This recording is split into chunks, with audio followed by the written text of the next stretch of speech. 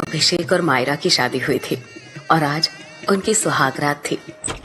कमरे में अभिषेक थोड़ा रिलैक्स ही कर रहा था कि तभी मायरा ने उसे पीछे से गले लगाते हुए कहा, आज इतनी खास रात है और तुम क्या ऐसे ठंडे पड़े हो? मुझसे अब और इंतजार नहीं होता।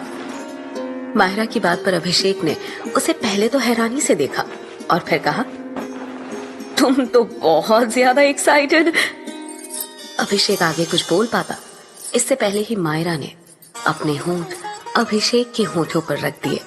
मायरा की इस बेबाकी पर अभिषेक को पहले तो बहुत अजीब लगा और उसने मायरा से अलग होकर थोड़ी हैरानी से कहा, जो लड़की इतनी शर्मीली थी, मुझे पता नहीं था कि अपने सुहागरात के मौके पर वो इतनी बेकाबू और बेसब्र हो जाएगी। तुम मायरा ही हो ना?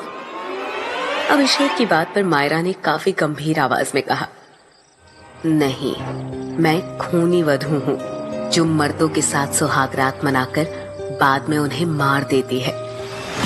ये सुनते ही अभिषेक चौंक पड़ा।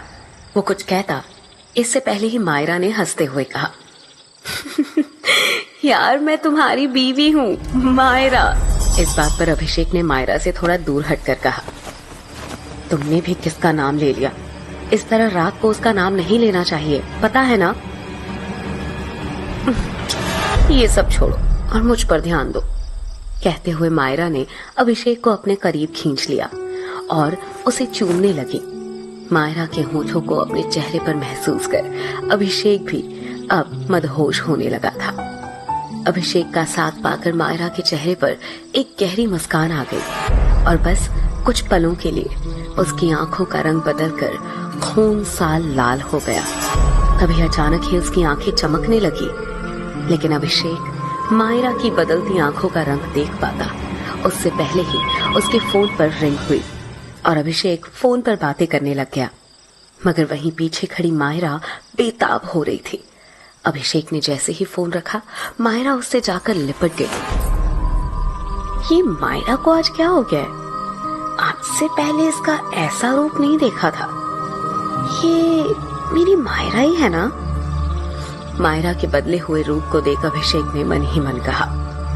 इतने में मायरा अभिषेक को खींचकर बिस्तर तक ले गई और अभिषेक के बदन से उसके कपड़े उतारने लगी। बिस्तर पर जाते ही अचानक से कमरे में रात की रानी की तेज खुशबू फैलने लगी, जो मायरा के शरीर से ही आ रही थी। अभिषेक ने मायरा को चूमते हुए कहा, क्या खुशबू है तुम्हारी मायरा, मैं तो पागल हो रहा हूँ इस रात की रानी की खुशबू से। मायरा उसे अपने आगोश में भरती हुई बोली, रात की रानी हूँ मैं और आज रात सिर्फ तुम्हारी रानी ही बनूंगी। अभिषेक ने मदहोशी से कहा, सिर्फ आज नहीं, तुम हमेशा के लिए मेरी रानी बन चुके हो। अभिषेक मायरा को अभी चूम ही रहा था कि तभी अचानक से मायरा की आंखें फिर से चमकी, जैसे कि उसकी आंखों में कोई बल्ब जला हो। मायरा की आंखों के इस अजीब से ग्लो को देखकर अभिषेक एकदम से रुक गया। क्या हुआ अभिषेक, रुक क्यों गए? मायरा ने एक अदा के साथ अभिषेक के चेहरे पर प्यार से हाथ फेरते हुए कहा, मायरा तुम ठीक तो हो? अभी तुम्हारी आंखों में कुछ हुआ था।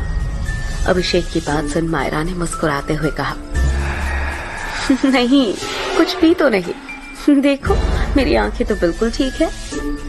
लेकिन अभिषेक मानने को तैयार नहीं था। उसने बिस्तर से उठते हुए कहा, नहीं मायरा, मैंने देखा तुम्हारी आंखें ग्लो कर रही थी।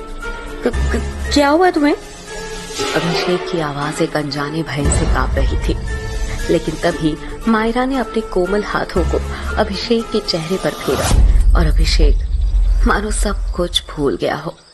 और फिर अभिषेक धीरे धीरे मायरा के कपड़े उसके जिस्म से अलग करने लगा। इसके बाद तो जैसे कमरे में एक तूफान सा ही आ गया, जिस तूफान में अभिषेक बहता ही चला गया। थोड़ी देर बाद जब वो थक गया तो वो मायरा से अलग हुआ और उसने कहा, मायरा, आज तो तुमने मुझे बहुत ज्यादा एक्साइटेड कर दिया था। इससे पहले भी हमने कई बार साथ वक्त बिताया है, मगर आज तुम बहुत अलग लगी यार, सच कहूं तो मजा आ गया, अभिषेक ने हाँफते हुए कहा। ये सुनकर मायरा के होठों पर अजब सी मुस्कान तैर गई। उसने शरारत से कहा, तो फिर से आ जाओ ना, रुको थोड़ी सांस तो लेने दो, मैं बस 2 मिनट में आया। कहाँ? इस वक्त बीच में कहाँ जा रहे हो? मायरा ने पूछा। आता हूं, फिर मैं तुम्हारे अरमान पूरे करूंगा। ये कहकर अभिषेक अपने कमरे की बालकनी की तरफ चला गया। उसके जाते ही मायरा के चेहरे पर एक कातिलाना मुस्कुराहट आ गई। उसे देख लग ही नहीं रहा था कि वो जरा भी थकी है, बल्कि उसकी प्यास अभी तक बुझी ही नहीं थी। और देखते ही देखते अचानक से मायरा के खुले बाल खुद ब खुद हवा में लहराने लगे और उसके चेहरे की चमक पहले से कई गुना ज्यादा बढ़ गई और वो जोर जोर से सांसें लेने लगे, मानो उसके अंदर कुछ और ही चल रहा हो। जहां कमरे में बैठी मायरा के रंग रूप अलग ही तेवर दिखा रहे थे, वहीं इन सब से अनजान अभिषेक अपने कमरे की बालकनी में खड़े होकर अपनी जेब से सिगरेट निकालता है और उसे जलाने के लिए लाइटर जलाता है। अभिषेक इस वक्त अपने 1 मंजिले मकान की बालकनी में खड़ा था और नीचे गार्डन एरिया में लाइट जलने की वजह से उसे सब कुछ साफ साफ दिख रहा था। जैसे उसने सिगरेट का एक कश लिया, उसकी नजर नीचे गार्डन में गई और वहां देखते ही उसका गला डर से सूख गया। अभिषेक ने खुद से कहा, ओह गॉड, लाश कहां से आई यहाँ? अभिषेक के सामने नीचे जमीन पर एक लड़की की बॉडी पड़ी थी जो दुल्हन के जोड़े में थी।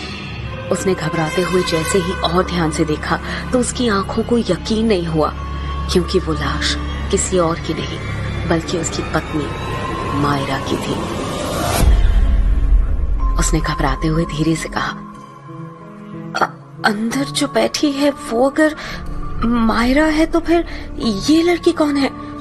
और अगर ये मायरा है तो कमरे में कौन है? दो मायरा कैसे हो सकती है? और मायरा की जान किसने ली? अभिषेक की सांसें गले में ही अटक गई। उसकी आंखों में खौफ साफ दिख रहा था। कमरे में बैठी मायरा उसे दिखाई दे रही थी, जो बड़े प्यार से अपने खुले बालों के साथ खेल रही थी। उसे देखकर अभिषेक को अपने हाथ पैर ठंडे होते हुए मालूम पड़े। वो घबराया हुआ धीरे से कमरे में आया और वहां बैठी मायरा से पूछा, कौन हो तुम?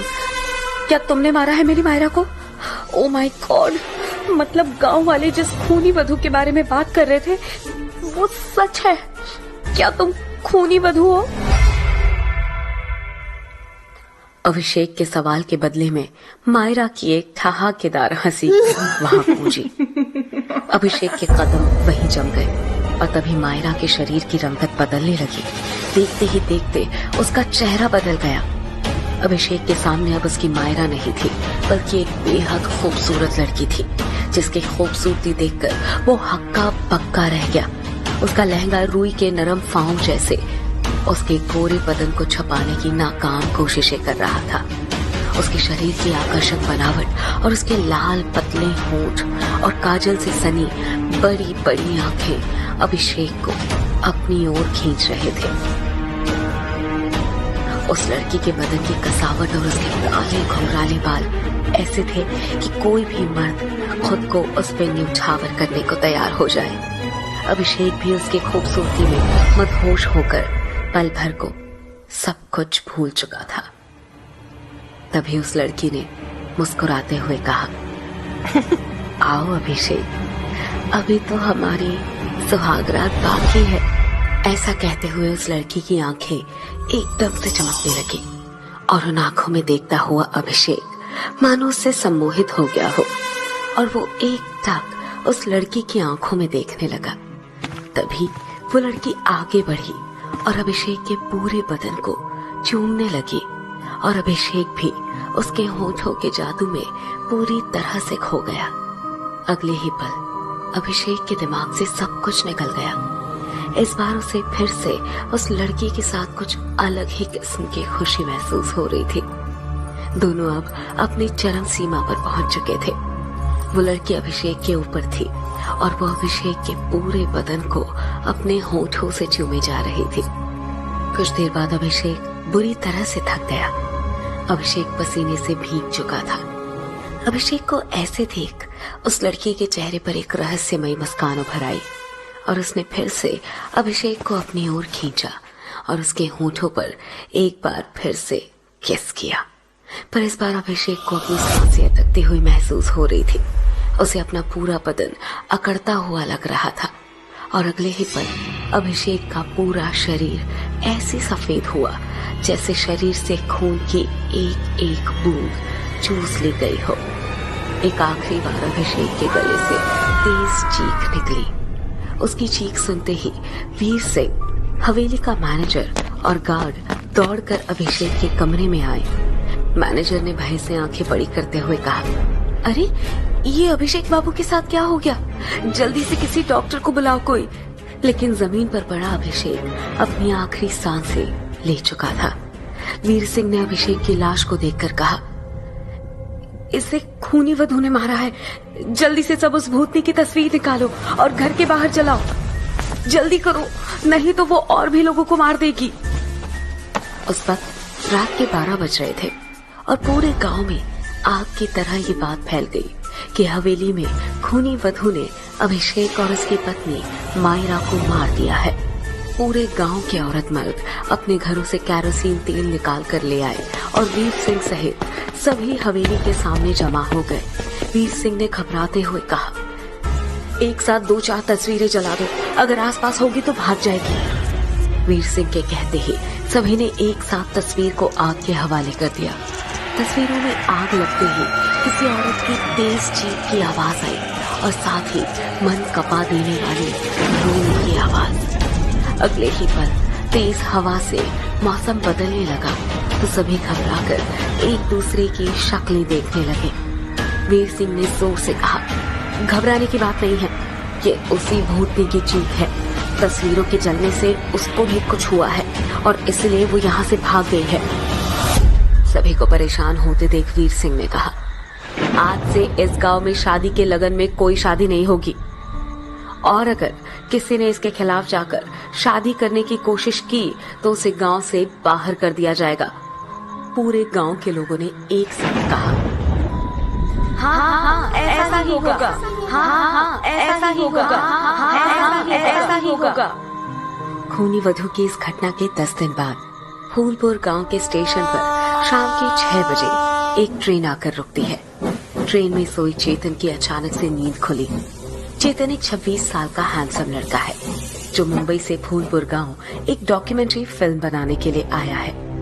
नींद से जागा हुआ चेतन उठा और बाहर झांक कर देखा तो उसे महसूस हुआ कि पूरी ट्रेन में शायद वो अकेला ही है। यहाँ तक कि पूरा स्टेशन भी खाली था। उसने अपना बैग लिया और ट्रेन से उतर गया। स्टेशन पर हल्की मध्यम सी रोशनी में उसे दूर बेंच पर बैठी एक लड़की दिखाई दी तो वो उसकी तरफ बढ़ गया। लड़की ने एक लाल रंग की साड़ी पहन रखी थी और उसके लंबे खुले बाल कमर तक आ रहे थे और आंखों में गहरा काजल लगा हुआ था। उस लड़की के शरीर से आती खुशबू चेतन को पागल कर रही थी। उसने खुद से कहा, आज तक मैंने इतनी खूबसूरत लड़की नहीं देखी थी। चेतन अभी उसे देखकर खोया ही हुआ था कि उस लड़की की प्यारी सी आवाज आई, चेतन।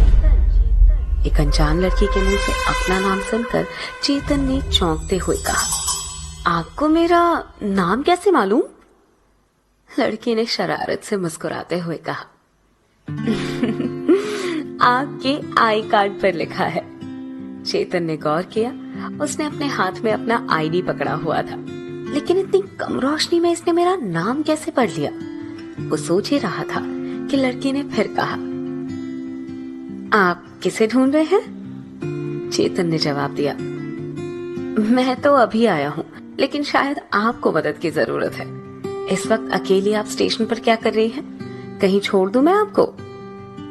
लड़की ने मुस्कुराकर कहा, नहीं नहीं, मुझे जहाँ जाना है मैं वहां चली जाऊंगी, आप मेरी फिक्र ना करें। चेतन को उसकी बात पर हैरानी हुई। कैसे चली जाओगी? यहाँ कोई भी नहीं है, कहीं किसी मुसीबत में ना पड़ जाओ तुम। मैंने कहा ना मैं छोड़ देता हूँ। जवाब में वो लड़की हंस पड़ी और कहा, मुसीबत? और मेरे लिए? वैसे तुम्हारे आने से इस गांव के लोगों की मुसीबत जरूर दूर हो जाएगी। चेतन को उसकी बात समझ में नहीं आई तो उसने कहा, मैं कुछ समझा नहीं, मेरे आने से कौन सी मुसीबत दूर होगी?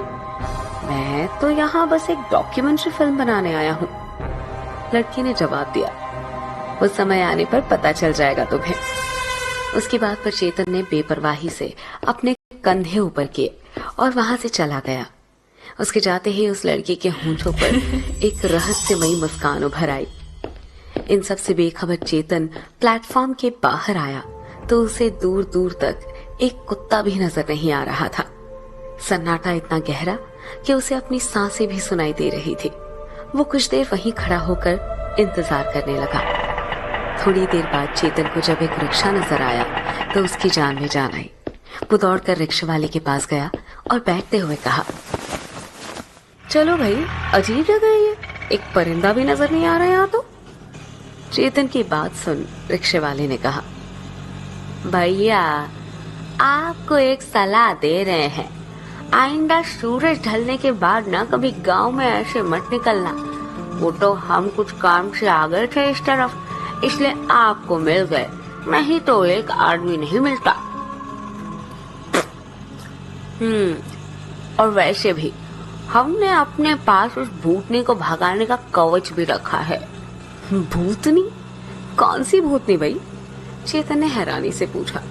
रिक्शे वाले ने जवाब में धीरे से कहा, वो कहा है ना कि इस फूलपुर गांव में खूनी वधू का खौफ है, जो पहले गांव के मर्दों के साथ ना जबरदस्ती सुहागरात मनाकर उन्हें अपनी हवस का शिकार बनाती है और फिर उसे मार डालती है। पूरा गांव इस बात को जानता है और खासकर शादी ब्याह के लगन के समय कोई शादी करे तो वो पक्का गया जान से। चेतन ने मजाक में कहा, अच्छा तो इस खूनी वधू को देखा है किसी ने? इस पर रिक्शे वाले ने जवाब दिया, वो कहा है ना भैया, देखा तो नहीं है हमने, लेकिन उसकी तस्वीर को गांव के सारे मर्द अपने साथ रखते हैं। कहते हैं कि जब कभी वो भूतनी आसपास में हो तो उसकी फोटो को जला देने से वो भाग जाती है, समझे भैया? अच्छा, भूतनी की तस्वीर रखते हो तुम लोग? ऐसी कौन सी भूतनी है, जरा मुझे भी तो दिखाओ उसकी तस्वीर। चेतन ने हंसते हुए कहा। रिक्शे वाले ने जेब से एक स्केच वाली तस्वीर चेतन को दी तो तस्वीर देखते ही चेतन बुरी तरीके से चौंक पड़ा। उसने गुस्से में कहा, अरे ये क्या मजाक है? एक जिंदा लड़की को तुम लोग भूतनी कह रहे हो? इतनी खूबसूरत लड़की की स्केच बनाकर उसे चुड़ैल बता रहे हो? शर्म नहीं आती तुम्हें? अभी स्टेशन पर मिला था मैं इससे, बातें भी की मैंने, और तुम इसे खूनी वधू कह रहे हो? चेतन की बात सुनकर रिक्शे वाले ने एक झटके में ब्रेक मारा और चेतन को घूर कर कहा, अरे भैया क्या कह रहे हैं आप इससे कैसे बात कर सकते हैं? ये तो सालों पहले मर चुकी है और ये भूतनी जिसको भी दिखती है वो जिंदा नहीं बचता।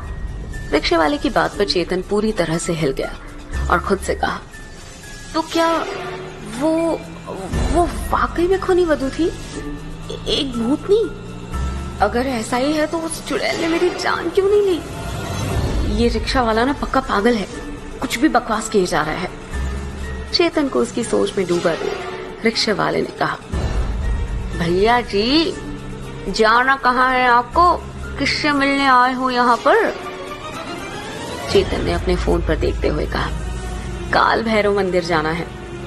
चेतन के मुंह से काल भैरव मंदिर का नाम सुनते ही रिक्शे वाले ने एक बार फिर ब्रेक मारा और हैरानी से कहा, भांग खाकर आए हो का भैया? हैं?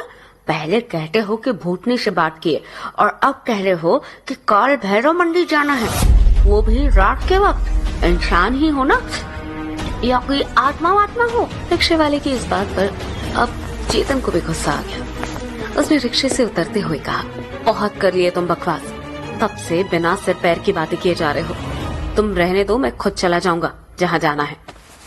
चेतन ने बैग संभाला और अपने फोन का मैप ऑन करके मंदिर की ओर चल पड़ा। रिक्शे वाले के चेहरे पर परेशानी साफ नजर आ रही थी। उसने सोचते हुए कहा, इस आदमी के साथ कुछ तो गलत है, और अगर नहीं है तो अब जरूर होगा। दूसरी ओर चेतन मैप के बताए रास्ते पर चला जा रहा था। शाम के 7 बजे ही गांव में इस कदर सन्नाटा था जैसे कि रात के 1 बज रहे हो। चेतन कुछ दूर पैदल चला था कि उसे मंदिर दिखाई देने लगा। वो जैसे ही मंदिर के गेट पर पहुंचा, एक आदमी ने उसे रोकते हुए कहा, कहाँ जा रहे हो भैया इस वक्त? चेतन ने कहा, मंदिर जा रहा हूँ। इस वक्त दर्शन तो नहीं करूंगा, पर अंदर ही सुबह होने का वेट कर लूंगा। आप मंदिर के पुजारी हैं? चेतन ने कहा तो उस आदमी ने अपना परिचय दिया। हमारा नाम वीर सिंह है। हम इस गांव के सबसे समझदार आदमी हैं और समझदार होने के नाते ही तुम्हें कह रहे हैं कि रात के वक्त मंदिर में जाना मना है। चेतन पहले से ही रिक्शे वाले की बात से परेशान हो चुका था और अब इस वीर सिंह की बात पर उसने झल्लाते हुए कहा, यहाँ सब पागल है क्या? कोई कहता है रात में भूतनी घूमती है, रात में मत निकलो। तुम कह रहे हो रात में मंदिर मत जाओ। मतलब यहाँ चल क्या रहा है? चेतन की बात पर वीर सिंह ने इधर उधर देखते हुए कहा, बात तो 100% सच है। गांव में खूनी वधू की आत्मा घूमती है। हम तो अपने घर को जा रहे थे तो तुम मिल गए हमें। और रहा सवाल मंदिर का, तो इस मंदिर में रात के वक्त जो कोई भी अंदर गया है ना, वो जिंदा बाहर नहीं आया है, इसीलिए मना कर रहे हैं। बाकी तुम लग रहे हो शहर के, तो खुद ही समझदार होंगे। जान प्यारी है तो लौट जाओ। कहीं पड़ गए ना मुसीबत में तो वीर सिंह नहीं आएगा बचाने। चलो चलते हैं हम। जरूरत होगी तो पास ही में घर है हमारा, नीले रंग का है। दरवाजे पर एक चप्पल लटकी है हमारे, चले आना। अपनी बात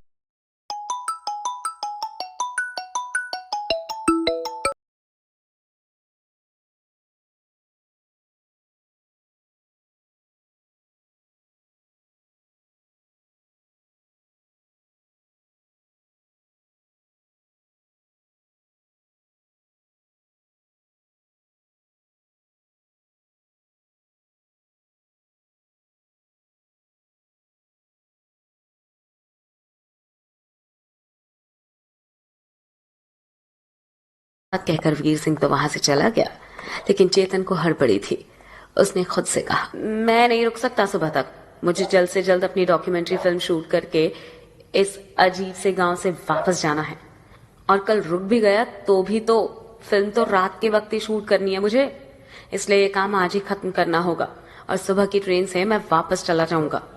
मन में सोचकर उसने अपने आसपास देखा और जब उसे कोई भी नजर नहीं आया तो वो मंदिर के विशालकाय लकड़ी के दरवाजे के पास पहुंच गया। चेतन ने ऊपर से नीचे दरवाजे को देखा तो उसकी ऊंचाई यही कोई 15 फीट के करीब थी।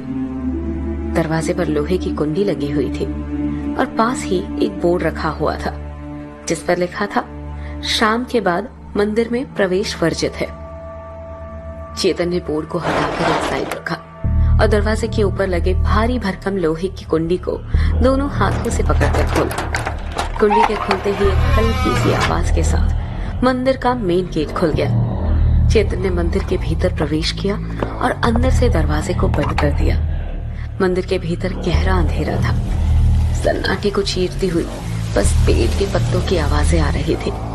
उसका मन एक पल को सहम गया।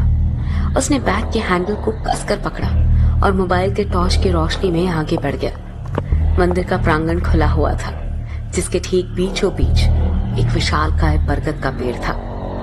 काले पत्थरों से बनी जमीन और मोटे मोटे ऊंचे नक्काशीदार खंभों से लगे दीवार मंदिर के प्राचीन होने का सबूत दे रहे थे। उसने अपना कैमरा ऑन किया और चारों तरफ शूट करने लगा। आगे बढ़ने पर उसे मुख्य मंदिर दिखाई दिया। चेतन ने अपने जूते उतारे और मुख्य मंदिर के भीतर आया। मंदिर के भीतर कई छोटे बड़े पीतल के घंटे लगे हुए थे। सामने ही भैरव बाबा की बड़ी सी मूर्ति स्थापित थी। काले रंग के पत्थर से बनी मूर्ति अंधेरे में भी चमक रही थी। मूर्ति में काल भैरव बाबा की आंखों में नीलम जड़े हुए थे और सर पर चांदी का छत्र लगा हुआ था। चेतन ने इससे पहले कभी भी काल भैरव बाबा के दर्शन नहीं किए थे। मूर्ति को देखकर वो थोड़ा सहम गया। उसने जल्दी से चारों तरफ कैमरा घुमाया और प्रणाम करके बाहर निकल गया। अभी वो मुख्य दरवाजे से बाहर आया ही था कि तभी उसकी नजर सामने एक और दरवाजे पर गई। दरवाजे के बाहर एक बोर्ड लगा था जिस पर लिखा था, गर्भगृह स्थान, अंदर जाना सख्त मना है। क्या छिपा है काल भैरव के गर्भगृह के अंदर और क्या होने वाला है चेतन के साथ, जानने के लिए सुनते रहिए खूनी वधू, सिर्फ